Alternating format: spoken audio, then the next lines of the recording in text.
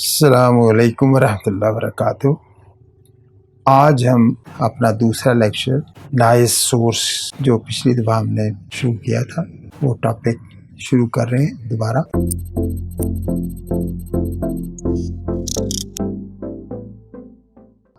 इससे पहले हमने डिस्कस किया था एक्सेस नॉइज़ रेशो। अब मैं आपको एक नॉइज़ सोर्स दिखा रहा हूँ आपके सामने, और इसके यहाँ पर हम 28 वोल्ट 22 देते हैं, और ये नॉइज़ सोर्स जो है 0.01 गीगाहर्ट्ज़ से 26.5 गीगाहर्ट्ज़ तक ये है। इसका जो ENR डाटा है वो ये इसके बैक साइड पर विजिबल है, और यहाँ पर ENR जो है ये 0.01 गीगाहर्ट्ज़ से 0.1, 1, 2, 3 अप टू 26 गीगाहर्ट्ज़ तक ये जो है इसका ENR डाटा जो है वो कैलिब्रेशन के बाद ये अवेलेबल है। इसकी RF पोर्ट जो है जहाँ से नॉइज़ मिलेगा वही ये यहाँ अवेलेबल है, और यहाँ इनपुट यहाँ इसको हम बाय सप्लाई करते हैं BNC। अब हम ये नॉइज़ सोर्स से हम ये नॉइज़ टेम्परेचर मेजरमेंट जो है ना वो दिखाने लगे हैं यहाँ पर। ये बेसिकली हमारे पास एक एम्पलीफायर है, और इस एम्पलीफायर की गेन और ये बैंडविड्थ B है, और ये TE जो है ये इसका इफेक्टिव नॉइज़ है, और ये हम नॉइज़ इसका मेजर करेंगे। और यहाँ पर हमारे पास एक स्पेक्ट्रम एनालाइज़र भी हो सकता है, और जिसकी रेजोल्यूशन बैंडविड्थ जो है वो हम भी यहाँ ज़ाहिर कर रहे हैं। वो अब इसके अंदर हम ये एक ही लोड शो किया है। ये कोल्ड कंडीशन है, जब उसे 22 नहीं दिया हुआ तो उसका ये उसकी पोजीशन है, यानी वो एक्चुअली इसके साथ कनेक्ट हो जाएगा, और उसको हम 22 देंगे तो वो कोल्ड से हॉट पोजीशन में चला जाएगा। अब इसमें हमने जो नॉइज़ फिगर मेजर करनी है ना, तो इस मेथड को कहते हैं वाई फैक्टर मेथड। तो पहले केस में जब ये इसका नॉइज़ टेम्परेचर T1 है, तो उस सूरत में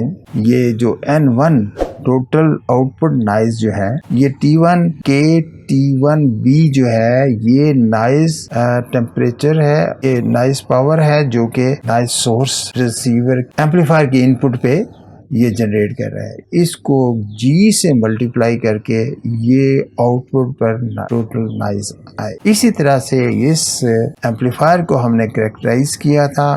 हमने पिछली दफ़ा जो पिछले लेक्चर में हमने देखा इसका T इफेक्टिव यानी इफेक्टिव नॉइज़ टेम्परेचर, यानी इतना टेम्परेचर जो है वो हमने इसकी इनपुट पे रेफर किया है। तो ये T इफेक्टिव B जो है जो एम्पलीफायर ने आउटपुट पर नॉइज़ कंट्रीब्यूट करना है वो हमने इसको इनपुट पर रेफर कर दिया है, और जब हम इनपुट पर रेफर करने के बाद हम इसे जब गेन से मल्टीप्लाई करेंगे तो ये वो नॉइज़ कंट्रीब्यूशन आ जाएगी जो एम्पलीफायर की है, और ये नॉइज़ कंट्रीब्यूशन जो है नॉइज़ सोर्स की है एट टेम्परेचर T1। जब इसका टेम्परेचर T2 चेंज करेंगे तो ये T2 आ जाएगा, बाकी ये वही रहेगा क्योंकि जो टेम्परेचर है एम्पलीफायर का वो तो वही है जो हम लैब में हम मेजर कर रहे हैं, और उसका इफेक्टिव नॉइज़ टेम्परेचर वही होगा, वो चेंज नहीं होगा। ये N1 और N2 दो नॉइज़ टेम्परेचर। अब इसमें हमने ये मेक श्योर करना है कि जब हम नॉइज़ सोर्स से कनेक्ट करें उसका टेम्परेचर T1 है तो उस वक़्त स्पेक्ट्रम एनालाइज़र का नॉइज़ फ्लोर जो है ये जो नॉइज़ है उस नॉइज़ फ्लोर से ज़्यादा नज़र आना चाहिए।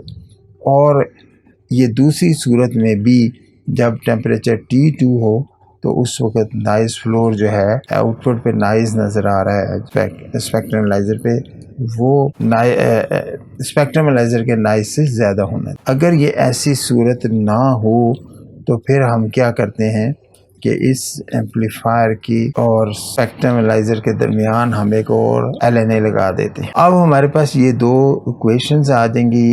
इन दो इक्वेशंस से ये नॉइज़ पावर हैं इन वाट्स या मिली वाट्स कह लें, और ये अब इन दोनों के रेशो निकालेंगे तो यहाँ पर ये के फैक्टर बी कैंसिल हो जाएगा, जी भी कैंसिल हो जाएगा, तो वी कॉल ये वाई फैक्टर कहते हैं इसे, y is equal to n1 over n2, और ये ग्रेटर देन 1 है जबकि t1 is greater than t2। तो यहाँ से हम ये नाइस फैक्टर निकाल लेते हैं। हमें मालूम है कि नाइस सोर्स जो है उसका जब अनबायस कंडीशन में उसका टेम्परेचर जो है वही होगा जो रूम टेम्परेचर है, वो T2 होगा, और बायस कंडीशन में इसका टेम्परेचर T1 जो है वो हम इसके इफ़ेक्टिव नॉइज़ रेशो से निकाल सकते हैं। तो यहाँ से हम T इफ़ेक्टिव निकाल लेंगे, T इफ़ेक्टिव की ये रिलेशन आ जाएगी। तो T इफ़ेक्टिव जो है वो effective noise temperature of the amplifier है और रेफर टू द इनपुट। इस सारी प्रोसेस में हम अस्यूम कर रहे हैं कि नॉइज़ सोर्स जो है ये एम्पलीफायर के साथ मैच्ड है, ये एम्पलीफायर की आउटपुट भी ये जो मेजरिंग इंस्ट्रूमेंट है, स्पेक्ट्रम एनालाइजर है, उसके साथ ये मैच्ड। तो इस तरह से हम नॉइज़ सोर्स को यूज़ करके हम इफेक्टिव नॉइज़ टेम्परेचर एम्पलीफायर का निकाल सकते हैं। ये जो नॉइज़ सोर्स है हम इसकी बजाय एक कोल्ड सोर्स भी यूज़ कर सकते हैं। ये एक लोड होता है जिसके अंदर हम लिक्विड हीलियम डालते हैं तो उसका टेम्परेचर जो है 4 डिग्री केल्विन हो जाता है, और या लिक्विड नाइट्रोजन डालें तो उसका टेम्परेचर 77 केल्विन हो जाएगा। तो पहले एक्सपेरिमेंट करने से पहले उसका टेम्परेचर जो है वो रूम टेम्परेचर के बराबर है। अगर वो रूम टेम्परेचर हम मेजर कर लें वो 290 है, तो ये T1 की वैल्यू ये होगी और T2 की वैल्यू जो है ये 4 केल्विन के बराबर है या 77।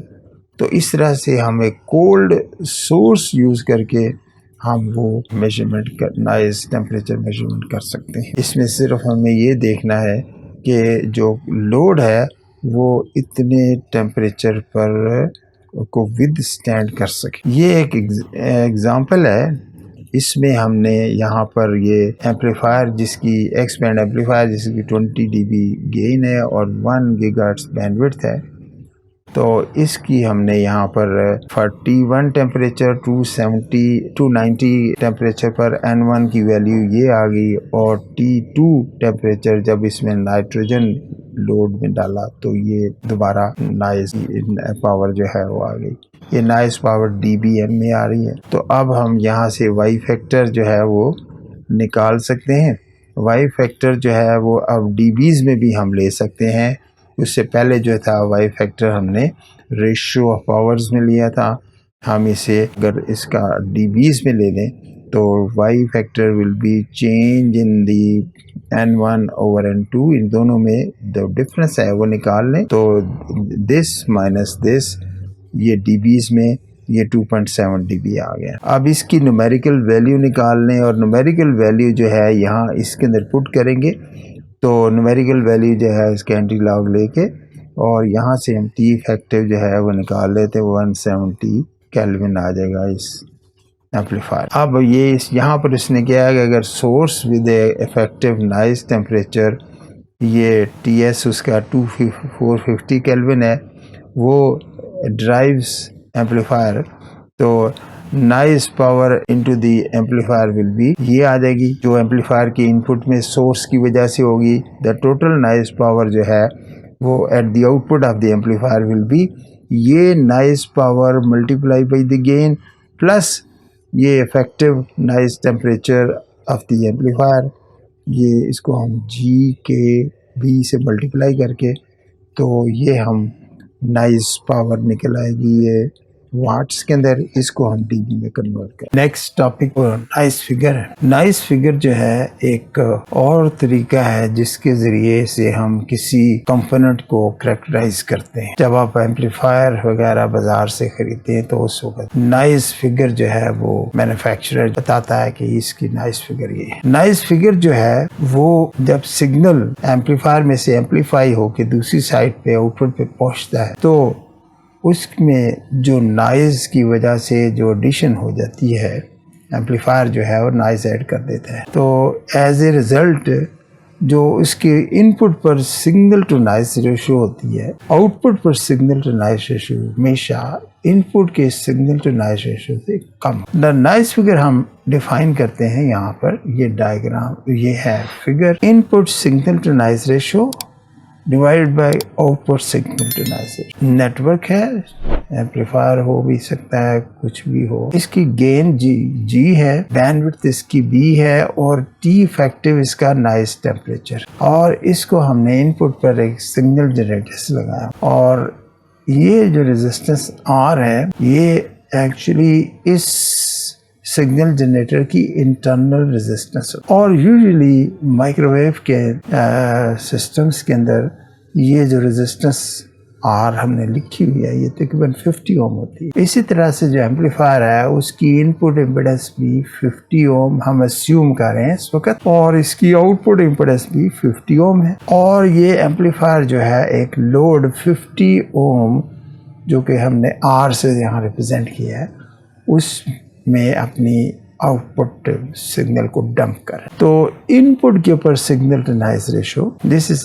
एसआई क्या है, अवेलेबल सिग्नल जो इसके एम्पलीफायर के इनपुट पे है, और एनआई जो अवेलेबल नॉइज पावर है जो ये रेजिस्टेंस आर जनरेट करेगी वो एनआई है। इसी तरह आउटपुट के ऊपर जो ये सिग्नल एसआई है वो थ्रू गेन एम्पलीफाई होके यहाँ पहुंचेगा, और आउटपुट पर जो नॉइज होगा एनआई वो ये नॉइज एम्पलीफाई होके आएगा, और इसके अलावा एम्पलीफायर अपना नॉइज जो है वो आउटपुट के ऊपर ऐड कर। इससे पहले हमने एक एम्पलीफायर की जो है नॉइज जो कंट्रीब्यूशन है, जो इसके अंदर जो ट्रांजिस्टर्स वगैरह और दूसरे कंपोनेंट्स लगे हैं वो जनरेट करते हैं, उस नॉइज़ को हमने टी इफेक्टिव से रिप्रेजेंट किया हुआ है। टी इफेक्टिव जो है एक्चुअली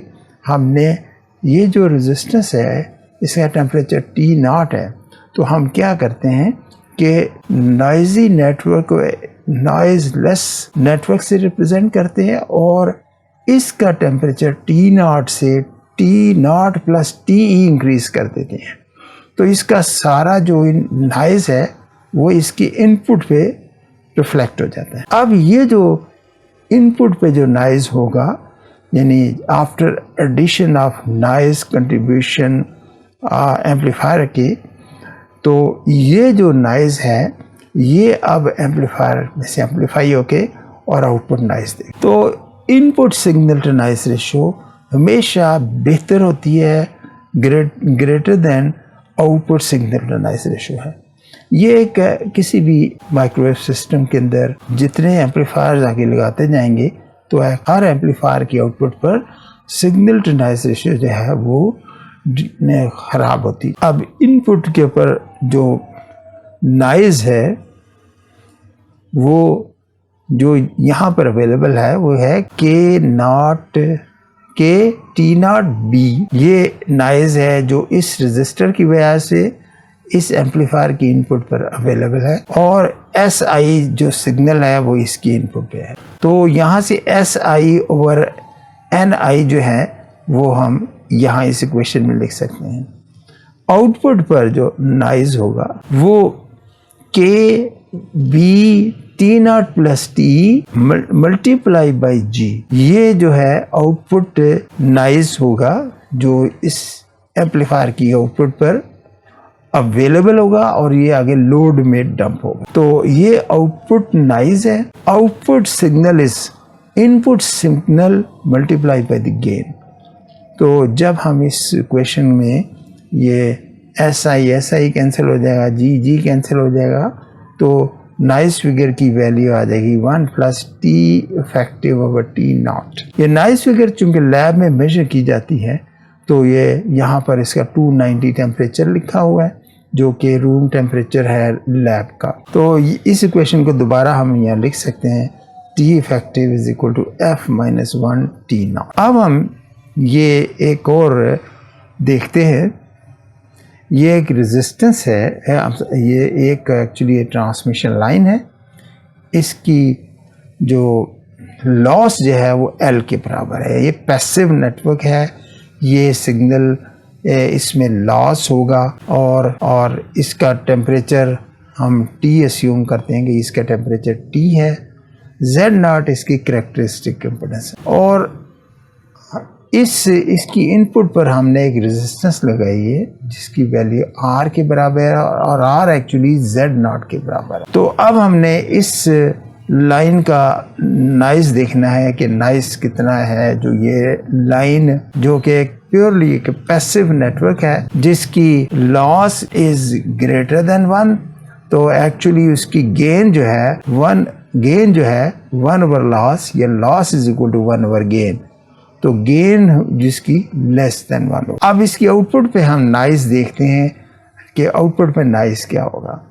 सबसे पहले तो ये रेजिस्टेंस है, ये भी इसी टेम्परेचर T टेम्परेचर पर है और ये जो रजिस्टर है इसकी वजह से इनपुट पर नॉइज़ होगा Ni is equal to KTB। ये इस ट्रांसमिशन लाइन के इनपुट नॉइज़ होगा। ये जो नॉइज़ है ये ट्रांसमिशन लाइन के लॉस की वजह से ये यहाँ पर इसे हम 1 ओवर L से मल्टीप्लाई करेंगे तो ये जो है आउटपुट में नॉइज़ आ जाएगा। इसके अलावा ये ट्रांसमिशन लाइन के अंदर भी कुछ लॉस होगा बिकॉज ये इसके अंदर जो इसका कंडक्टर है उसमें कुछ रेजिस्टेंस है जिसकी वजह से लॉस होगा। इस लॉस इसकी इनपुट पर अस्यूम करते हैं कि वो जो लॉस है वो इसकी इनपुट पर चला जाए, तो टोटल आउटपुट नॉइज़ जो होगी वो इस नॉइज़ जो इस रेजिस्टर की वजह से है ये इसके 1 ओवर L से मल्टीप्लाई होके आउटपुट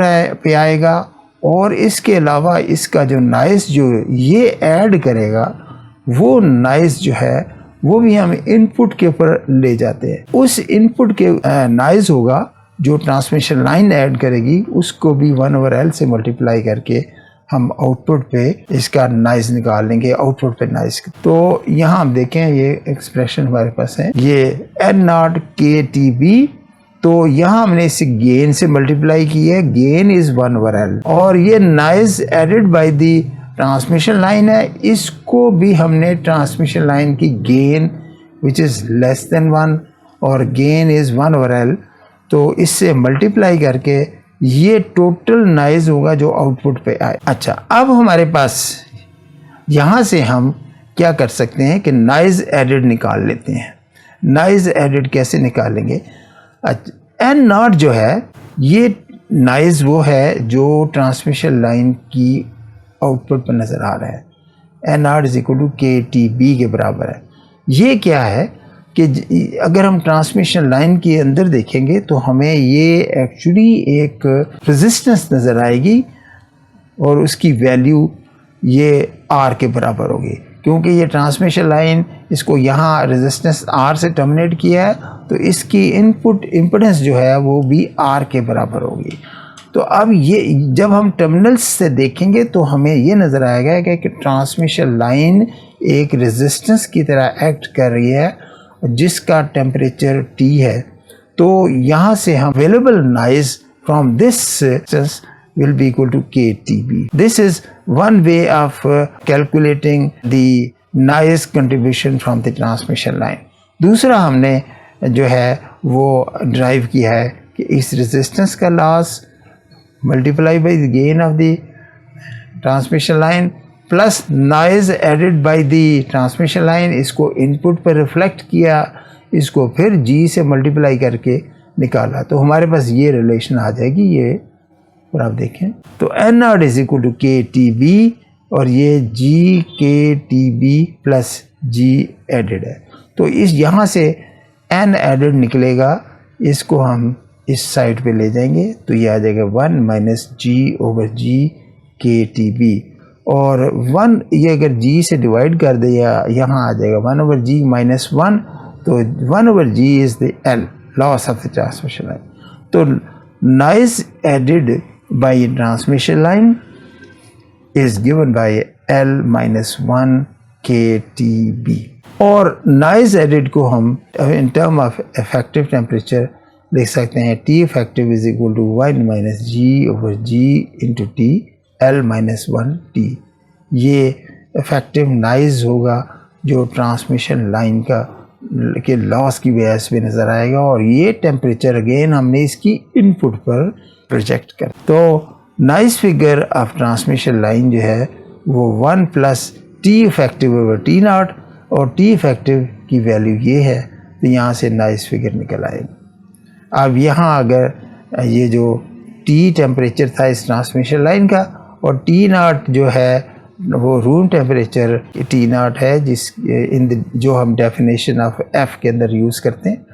तो अगर ये T = T नॉट, तो यहाँ से हमें ये दोनों कैंसिल हो जाएंगे, तो noise figure will be equal to L। इसका मतलब ये है कि अगर हमारा लॉस जो है ट्रांसमिशन लाइन का 6 dB है, तो ये नॉइज़ फिगर 6 dB होगी, जिसका मतलब यह है कि ट्रांसमिशन लाइन के अलावा अगर फ़र्ज़ करें हमारे पास कोई एटेन्यूएटर है, उसकी 6 dB एटेन्यूएशन है, तो उसका नॉइज़ फिगर 6 dB होगा।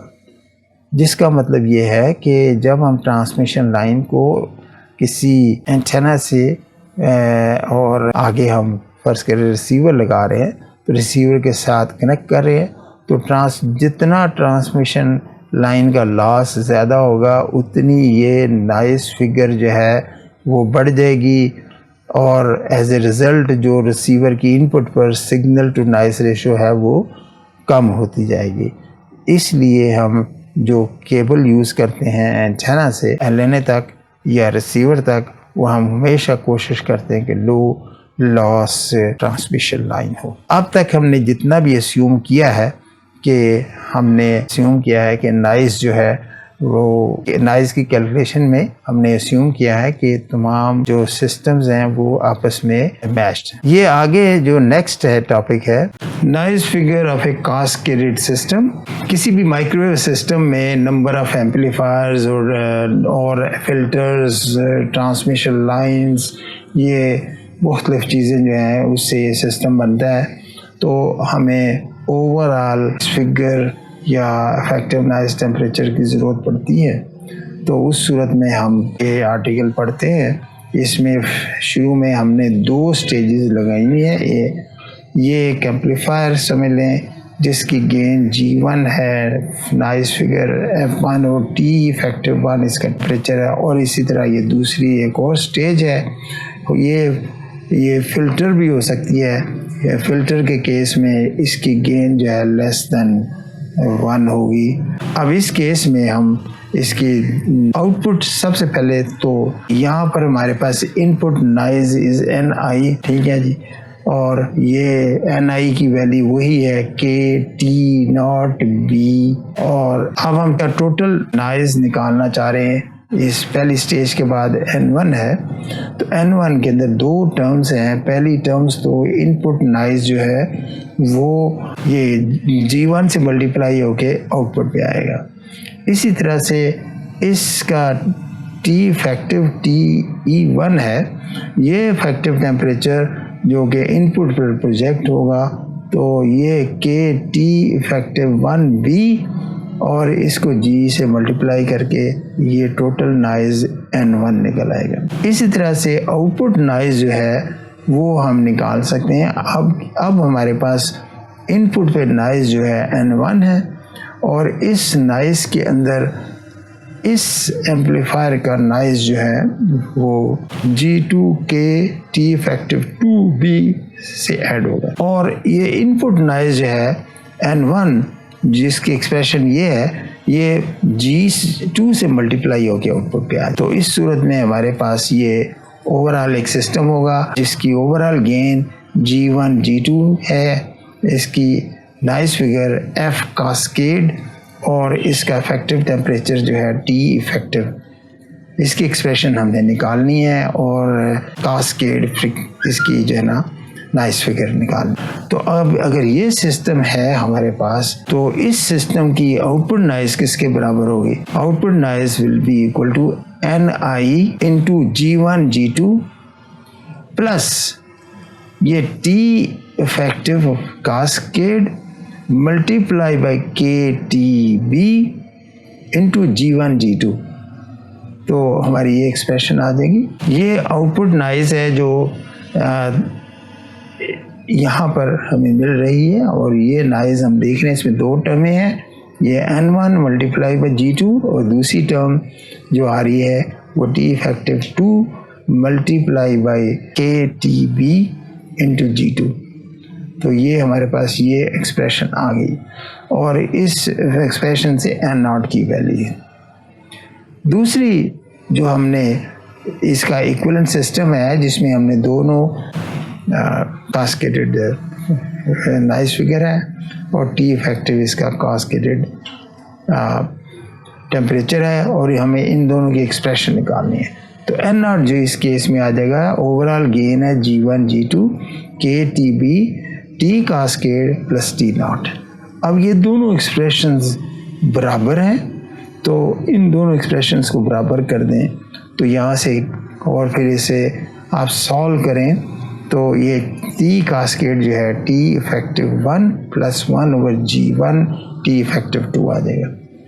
तो इसका मतलब ये है कि कास्केडेड सिस्टम की ओवरऑल नॉइज़ टेम्परेचर जो है वो पहले एम्पलीफायर का noise temperature plus second amplifier के नॉइज़ टेम्परेचर को हम पहले एम्पलीफायर की गेन से डिवाइड कर देते हैं। तो इसका मतलब यह है कि पहला जो एम्पलीफायर है उसकी नॉइज़ इफेक्टिव नॉइज़ या उसकी नॉइज़ फिगर जो है वो मोस्ट इम्पॉर्टेंट है, और हम कोशिश करते हैं कि पहला एम्पलीफायर जो है उसकी नॉइज़ फिगर हम कम से कम रखें, और इसीलिए उस स्टेज को हम कहते हैं लो नॉइज़ एम्पलीफायर। उसके बाद वाले भी स्टेजेस एम्पलीफायर्स होते हैं, लेकिन जो पहला एम्पलीफायर जो है लो नॉइज़ एम्पलीफायर होता है। तो इसी तरह से हम F कास्केड भी निकाल सकते हैं। F cascade is equal to F1 plus 1 over G1 F2 minus 1।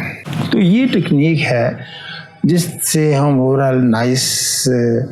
Overall system के नॉइज़ को हम मिनिमाइज़ कर सकते हैं, कि हम पहली स्टेज के अंदर एक लो नॉइज़ एम्पलीफायर यूज़ करते हैं जिसकी नॉइज़ फिगर कम से कम हो, और जिसका एज ए रिज़ल्ट उसका जो इफेक्टिव नॉइज़ टेम्परेचर भी कम होगा। तो इस तरीके से जो हम सिस्टम डिज़ाइन करेंगे उसमें ओवरऑल सिस्टम की नॉइज़ फिगर जो है वो बेहतर होगी। तो इसी तरह से हम एक्सप्रेशन को एक्सटेंड कर सकते हैं। अगर नंबर ऑफ स्टेजेस हैं तो T cascade overall is equal to T effective 1, तो पहले LNA की जो effective noise temperature plus second LNA की एम्पलीफायर की इफेक्टिव नॉइज़ टेम्परेचर को पहले एम्पलीफायर की गेन से डिवाइड करके, और इसी तरह से उससे अगले एम्पलीफायर की इफेक्टिव नॉइज़ टेम्परेचर को इस पहले दो एम्पलीफायर की गेन से डिवाइड करके, और इसी तरह से एक्सप्रेशन चलती है, और इसी तरह F कास्केड जो है वो निकलता है। अब ये आगे एक एग्जांपल है, ये हमारे पास सिस्टम है माइक्रोवेव सिस्टम। ये लो नॉइज़ एम्पलीफायर है, इसका इनपुट सिग्नल SI है, NI इज नॉइज़, और इसकी जो गेन है वो 10 dB है, और नॉइज़ फिगर इसकी 2 dB है। ये अगली स्टेज जो है ये बैंड पास फिल्टर है, इसकी लॉस जो है 1 dB है, जिसका मतलब है गेन इज़ लेस देन 1। और ये आगे मिक्सर स्टेज है, इस मिक्सर स्टेज की जो कन्वर्शन लॉस है वो 3 dB है ये, और इसकी गेन भी लेस देन 1 होगी, और ये इसका नॉइज़ फिगर है। तो हम इसकी ओवरऑल निकालना चाह रहे हैं, compute the overall noise figure of this सब सिस्टम। सबसे पहले हम इसका पहला पार्ट देखते हैं और हम इसको कैलकुलेट करते हैं।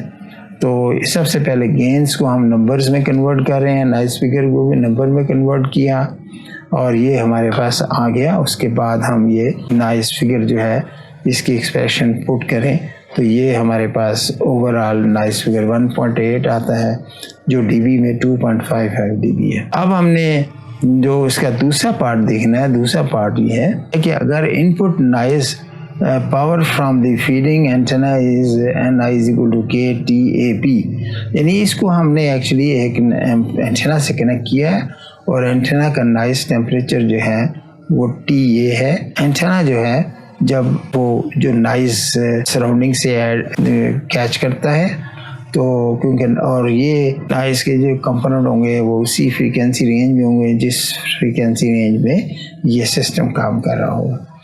तो अगर ज़मीन की तरफ एंटेना देखेगा तो ये इफेक्टिव टेम्परेचर जो है इसका 290 होगा, जो कि टेम्परेचर अर्थ है।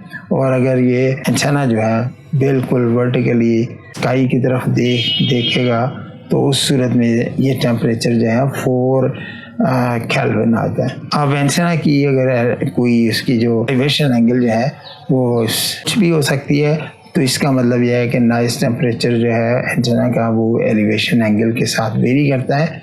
तो इस केस में नॉइज़ टेम्परेचर 150 केल्विन है। तो अब वो फाइंड दी, इसमें क्या कहता है, find the output noise power in dBm, अगर हम इसे NI जो है कि TAB के बराबर हो। तो अब हम क्या करते हैं कि यहाँ से हम इसका इफेक्टिव नॉइज़ टेम्परेचर निकाल लेते हैं। ये इफेक्टिव ओवरऑल नॉइज़ टेम्परेचर निकाला है, ये ओवरऑल नॉइज़ फिगर है। तो यहाँ से हमारे पास ये इफेक्टिव नॉइज़ टेम्परेचर 232 केल्विन आ गया। अब हमने क्या करना है कि इनपुट जो हमारा है noise temperature is temperature of the antenna, वो TA है, और effective temperature of the system वो T इफेक्टिव जो है वो इतना है। तो output noise of the system जो है वो आ जाएगा कि TA plus TE multiply by the bandwidth of the system और मल्टीप्लाई बाय द गेन। तो जब हम इस तरह से कैलकुलेट करते हैं तो ये जो आउटपुट नॉइज़ है वो -96.8 dB आ जाएगा। अगर हम इस सिस्टम को कनेक्ट करें एक सिग्नल जनरेटर के साथ, तो सिग्नल जनरेटर की जो रेजिस्टेंस है वो 290 पे होगी। तो उस सूरत में आउटपुट नॉइज़ जो है हमारा वो ज़्यादा आएगा। जब हम एंटेना से कनेक्ट करेंगे तो उसका नॉइज़ जो है वो कम हो जाएगा यहाँ पे आउटपुट नॉइज़। तो इसी तरह जैसे आप एलिवेशन एंगल इस एंटेना का वर्टिकल से आहिस्ता आहिस्ता ग्राउंड की तरफ कर देंगे तो आप देखेंगे नॉइज़ फिगर जो है यहाँ आउटपुट नॉइज़ बहुत बढ़ जाएगा। और अगर फ़र्ज़ करें आप इसको एंटेना के पॉइंट कर दें टुवर्ड्स सन, तो आप देखेंगे कि आउटपुट नॉइज़ बेतहाशा बढ़ जाएगा, क्योंकि सन का जो एक सोर्स ऑफ नॉइज़ है और इसका बहुत हाई टेम्परेचर है। अर्थ का टेम्परेचर आप देखें 290 है और सन का टेम्परेचर कितना है, तो इसलिए output noise will be very very high. अब इसमें इस क्वेश्चन का एक और पार्ट भी है। वो पार्ट ये है कि if we require a minimum signal to noise ratio of 20 dB at output of the receiver, what is the minimum signal voltage that should be applied to the receiver input? तो अब आप देखें कि output पर आपको signal to noise ratio कितनी चाहिए, 20 dB, यानी output signal to noise ratio 20 dB है। तो आप देखें कि आपका जो आउटपुट नॉइज़ है वो -96.8 dB है। तो अब यहाँ से हम SI जो है लिख सकते हैं S0/G, और हम इसको लिख सकते हैं S0/N0 इंटू N0। ये जो है फैक्टर ये हमें 100 के करीब चाहिए 20 dB, और N0 जो है वो इसके बराबर है। तो गेन ओवरऑल सिस्टम की इतनी है, तो यहाँ से हम एक्चुअली इनपुट सिग्नल निकालेंगे कि कितना इनपुट सिग्नल होगा। तो आउटपुट इस सिस्टम की आउटपुट पर नॉइज़ फिगर जो है 10 dB होगी। तो अब हमारे पास ये पावर आ गई है इन dBm, इसे हम वाट्स में कन्वर्ट करके और फिर हम एक्चुअली वोल्टेज में इसे कन्वर्ट करके निकाल सकते हैं। तो ये तकरीबन 16.4 माइक्रोवोल्ट RMS सिग्नल लेवल आएगा।